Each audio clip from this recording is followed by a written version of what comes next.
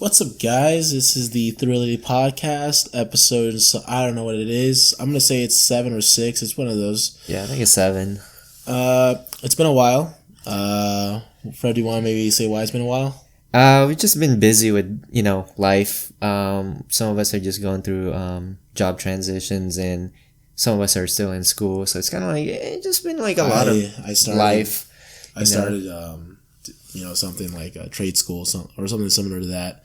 Not gonna get too much into it. If I sound too depressed or nasally, kind of just caught a cold right now, so I feel like poop. Yeah. But it's been a week since the Joker released, so let's get into that one. Yeah. All right. So obviously, spoilers ahead. It's been out for a week. I think that's enough time to let people see it. If not, we can just give our thoughts. Go ahead if you want to start. Or do you want me to start? You can go ahead. By the way, if this is your first time listening, my name is Fred. The guy who introduced us is Enzo. And people should know by now. This is the 6th or 7th episode. Well, if they're just skipping to listen to a Joker review, they might not be interested in the rest of the channel. They just want to get our thoughts, I guess. Okay, fair point. All yeah. Right, my bad. Yeah, let's do an intro again. Welcome to the Thrillity Podcast. This is Enzo, and we have my co-host, me, Fred Brown. What's up, Charlotte Nation? Yeah, I'm trying something different. All right, let's get into it. Like we said, Joker review. All right, so Joker came out October 4th, directed by Todd Phillips, played by Joaquin Phoenix as the Joker. Todd Phillips is known for the Hangover trilogy, as well as what was the other movie? I forget off the top of my head. He did some other big movie. It's more of a bro comedy. He's known for doing a lot of bro comedies. Yeah. Anyways, though, this was definitely an art piece. Like, that's what he wanted it to be. Yeah. And I'm kind of glad. DC, they've been struggling with their footing when it comes to movies and films. And I think having their characters doing like separate movies. It doesn't have to be universe. It's a win-win. Warner Brothers gets to have like a lot of money, and they get to be praised for their artistic chops, and the fans. And then the director do what they want to do with the movie instead of. And the fans get to enjoy something, and Joker is definitely something that it's really dark, obviously, and it makes you. It really takes some time to think about, because it's just kind of like, wow, that was an experience.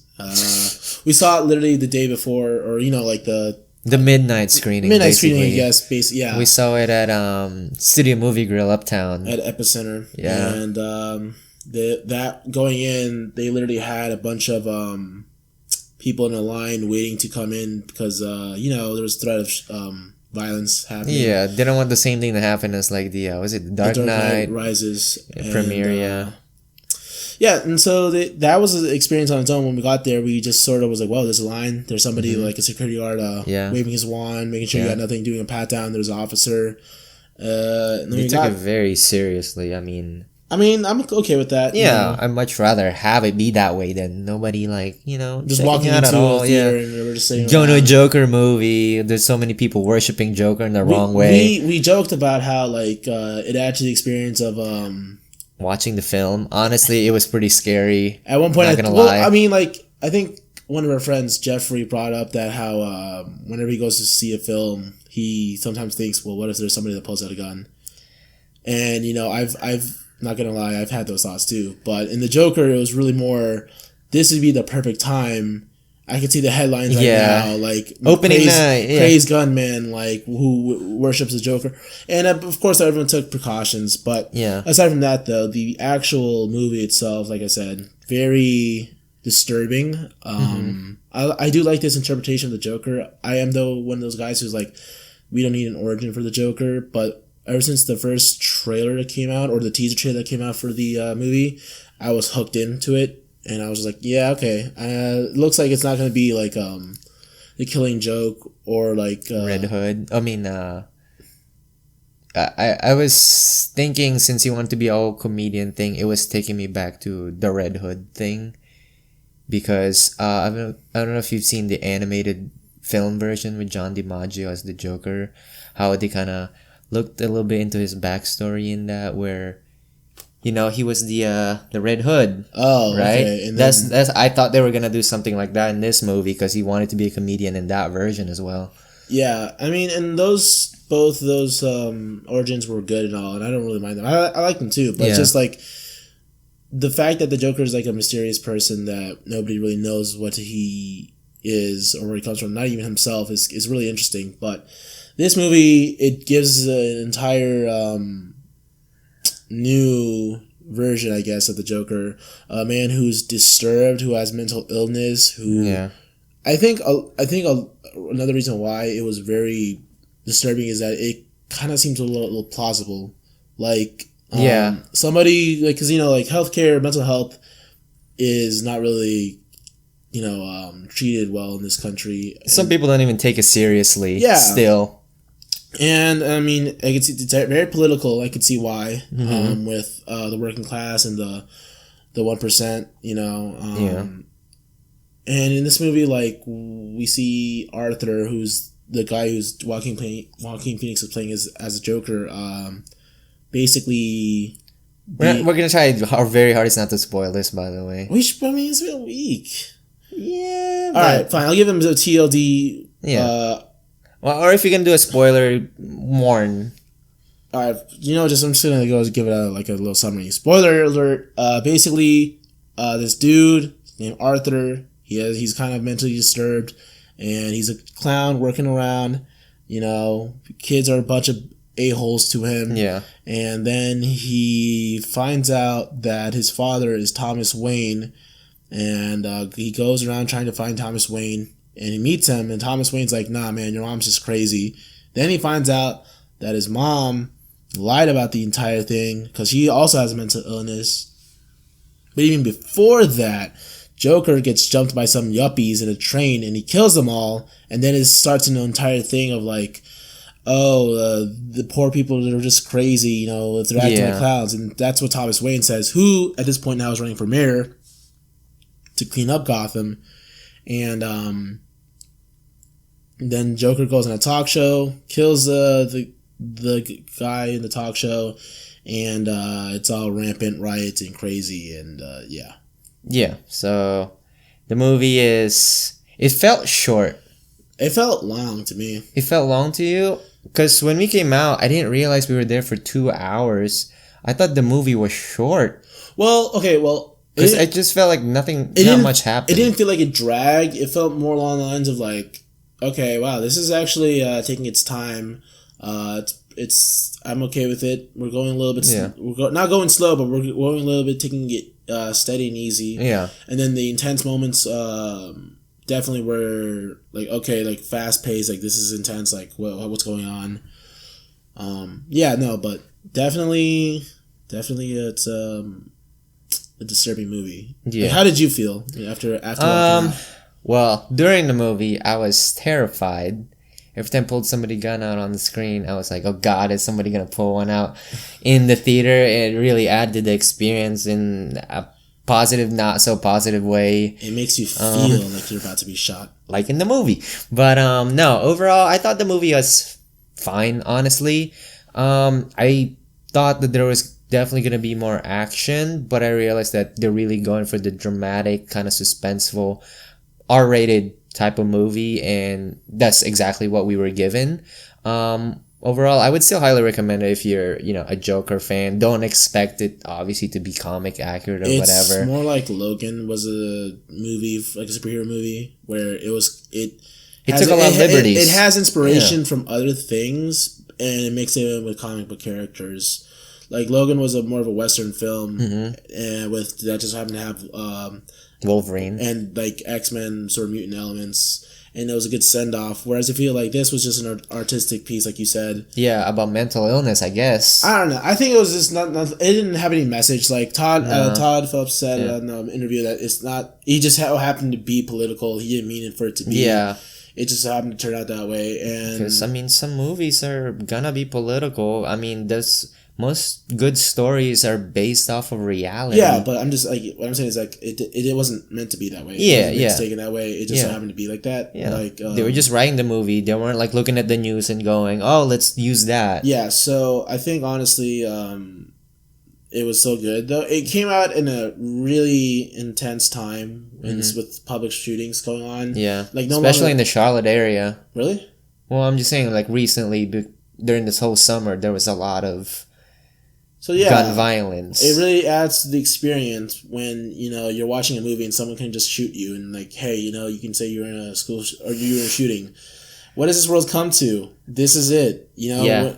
I shouldn't be terrified to go to the movie theater. Yeah, I remember when I was a kid and I was excited to go to the movie theater, and I'm so excited, but then there's always that thought in the back of my head where it's like, am I going to be in the news? Yeah. Like, am I going to be like one of the statistics or something like that? Speaking of shootings at theaters, this is a weird transition to pull out, but that Batman, that Bruce Wayne moment happened in this movie in case you wanted to be spoiled. Yeah, and so basically the elements of Bruce Wayne were, I think, like, they were tastefully placed. Yeah, like, it wasn't like jamming you in the face with Bruce Wayne this, Bruce Wayne that. Like, it makes sense that a social elitist like Thomas Wayne would want to run for mayor, and I mean, like, it makes sense that he would try to clean up the city and all that stuff. And in this movie, Thomas Wayne's more of an asshole, and I actually appreciate that more.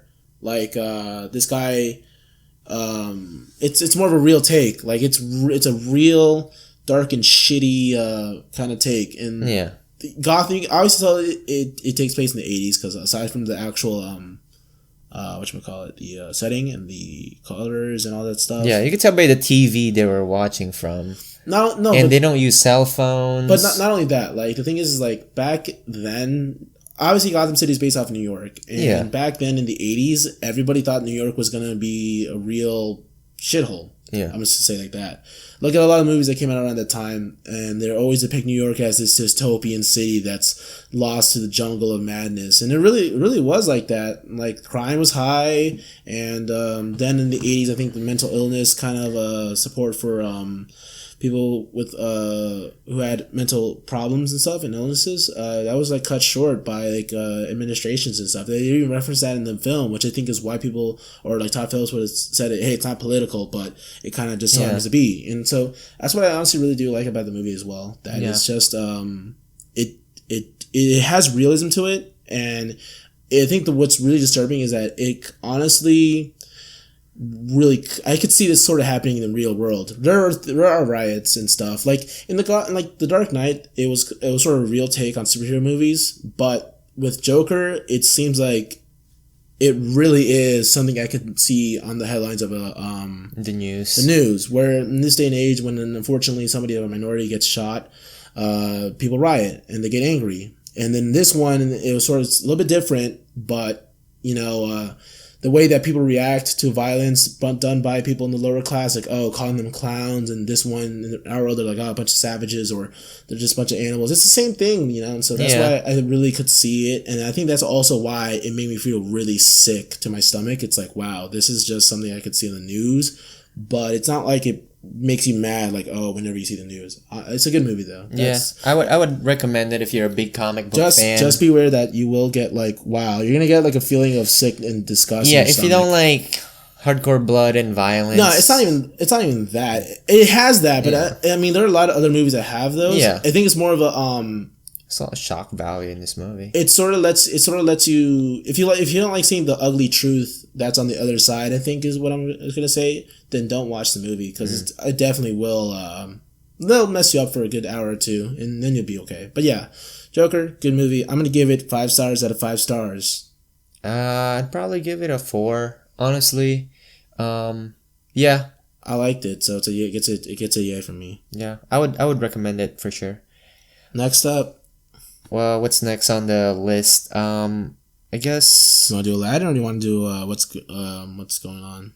I guess talk about Aladdin real quick. So, for any of you, I guess Broadway fans, if you're thinking about going to see Aladdin on Broadway and they're coming to town near you, I highly suggest that you do. I went to see Aladdin on Broadway about end of September, and I saw it in the night theater, Uptown by Blumenthal Performing Arts, and it was probably one of the best Broadways. I've only been quick disclosure, this is like my second or third Broadway show, so I'm not like some kind of Broadway expert, but but this show definitely showed how far humanity has come when it comes to kind of theatrical magics, like live action magic. Because when you see the effects and the set pieces of, say, the cave scene, it is just mind blowing. And when you see the magic carpet ride scene during the A Whole New World segment, that's when your mind gets starts to get really confused, because you're kind of like, how are they flying around on stage? And you'd think obviously there's strings or something, but they're doing twists and turns like in front of you without the actors falling. So it's great. The music is great. The actors are great. There's some new things in there that they don't have in the original Aladdin movie, and even the live action Aladdin movie. Like they introduced characters. Like Aladdin has friends in this version. 3 new guys. Apu's not in this version. Iago, I like what they did with Iago. Instead of making Iago, the stereotypical parrot kind of sidekick, he's just like a guy. Oh. He's just kind of like a lackey? Yeah, he's just kind of like a sidekick guy. Okay. He's like, master. I don't know. It made sense on live action on stage. So yeah, if you're into Disney, Aladdin, Broadway musicals, I'd say go see Aladdin if it's in town near you. Did you see the new Aladdin movie? Yeah, I did actually. So how does it compare to that one? It's different in the sense that, sorry to bash Jasmine from the live action movie, but that version, her song in that movie, although was not a bad song, I don't think it fit the scenes that it was put in. In the theatrical, the Broadway version of Jasmine, she does have a song, but it fits the mood and the themes of the story way better than they did in the movie. So I guess Jasmine definitely had more screen time in the movie. This one, she was kind of played more of a backup. But then again, the movie's called Aladdin, so that's why really was about Aladdin. But yeah, overall, I highly recommend it. Go see it. Yeah. So how does that compare to the movie? The movie, the original movie? 1990s movie. I mean, obviously that one's gonna be way better. You had Apu. Is it Abu? No, it's Abu. It's Abu. Yeah, Abu's the Simpsons character. I heard you say that. No. Yeah. So Abu, So in Iago the Parrot, of course. Robin Williams. I mean, he's untouchable, literally now. Also, but now, how does that compare to Aladdin the game? I don't know. We gotta play it. We have Retron downstairs. Okay, now how does all that compare to Aladdin? The book, the source material. I never read the book. I'm assuming. So you're not a real Aladdin fan then? Yeah, no, I guess not. No, I'm sorry. Sorry, guys. Wouldn't it be pronounced Aladdin? That's that's actually how they pronounce it in the movie. Like they call him Aladdin. Aladdin. Zim zim zara zim. Well, you can't say that. Oh, I can't. Oh, sorry. It's 2019. 2019. Oh man, worst year ever. I'm just kidding. All right. Well then, yeah. That's so. We're gonna try to wrap it up real quick. We're getting close. Not really, but. So I guess other things going on in the Charlotte area. We can talk about that real quick, or what else we've been up to. Yeah, let's just go for it, man. So yeah, a bunch of stuff going on in the Charlotte area for people that like different things. If you like roller coasters and thrill, go to Scarowinds. It's up and running over in Carowinds right now. They got haunted houses. It's where the Carolinas meet. Yep, exactly. That's what Enzo said. That's the title. But yeah, they have haunted houses. I think the roller coasters still are running, but only for like certain times of the day and certain days of the week. But it's mostly for the haunted houses and getting scared on the park.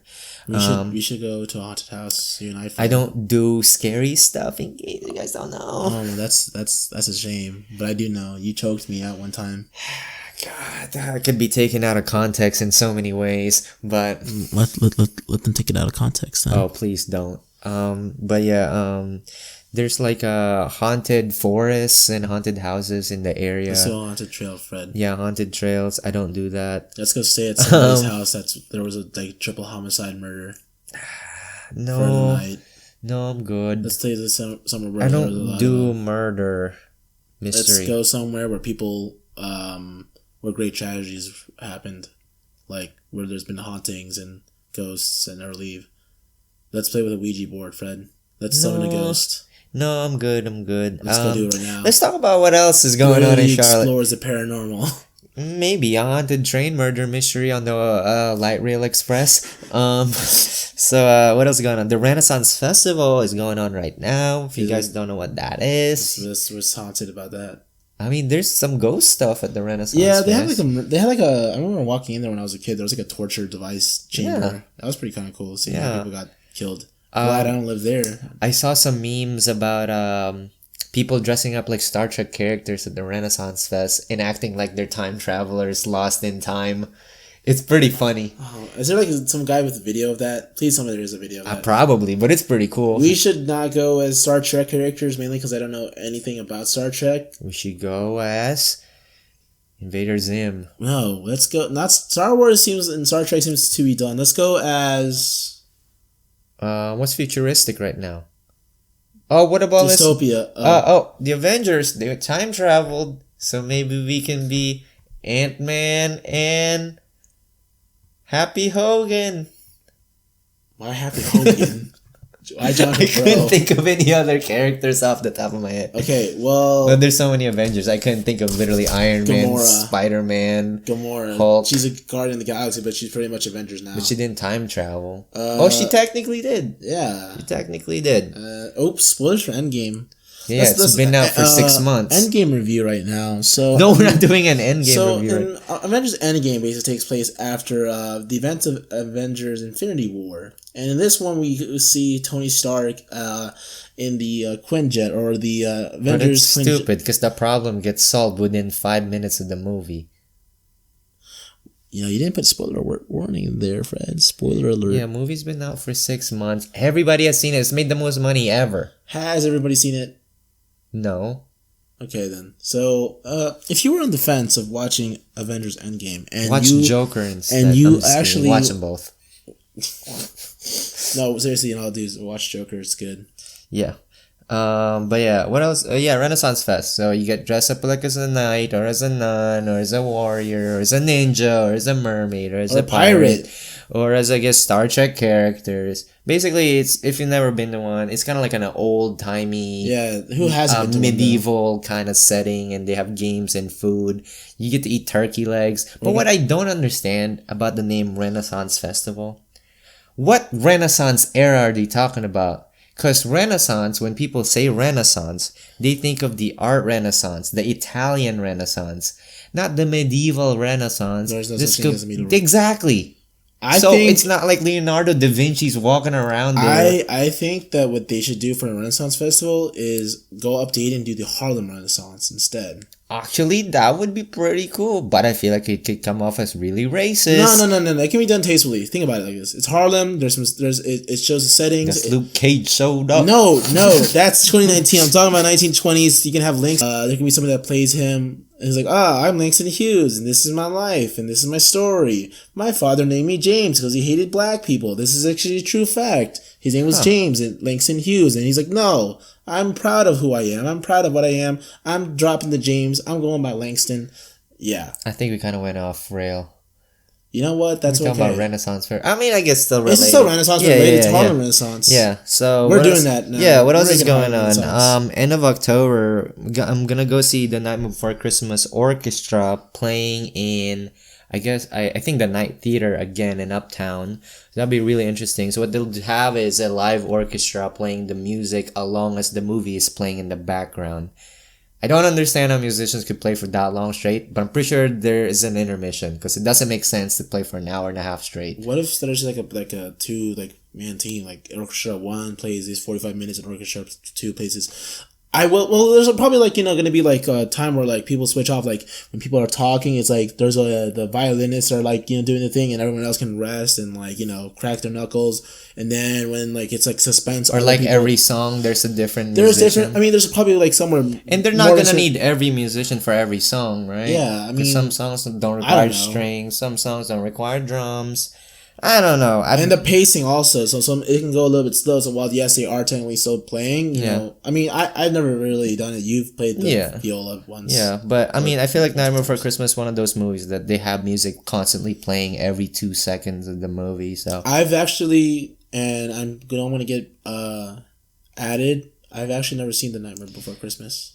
There is something wrong with you and your life right now, so we will correct that after we call the cops. Everyone's talked about Jack Skellington. I'm like, yes, I totally know who that is. Like, I'm calling the cops. That was my new catchphrase this week. Okay, well, never heard you use it this week. I used it at work. Once? Couple times. I was playing ping pong with somebody at work, and I won, and I said, "I'm calling the cops," and then they just laughed because it made no sense. Okay. Yes. All right. Later on, also, I think the week after next, not the Friday after next, but technically it is after the Friday after next, which is the name of the movie. It's a Saturday. Well, no, Friday after next is a movie series after the Friday series, but that's not what we're talking about. We're talking about. I have no idea. One Piece Stampede. Yeah, but that's on a Saturday. We're seeing it on a Saturday. But it's. One Piece Stampede is a movie coming out that Fred... for you anime fans. Yeah, for you weeaboos out there. Yeah, it's a movie about the world's best-selling Japanese comic One Piece. Yeah, it's not Dragon Ball Z. It's the 20th anime anniversary this year, and they're coming out with, I guess, they're releasing it in American theaters that week for 7 days.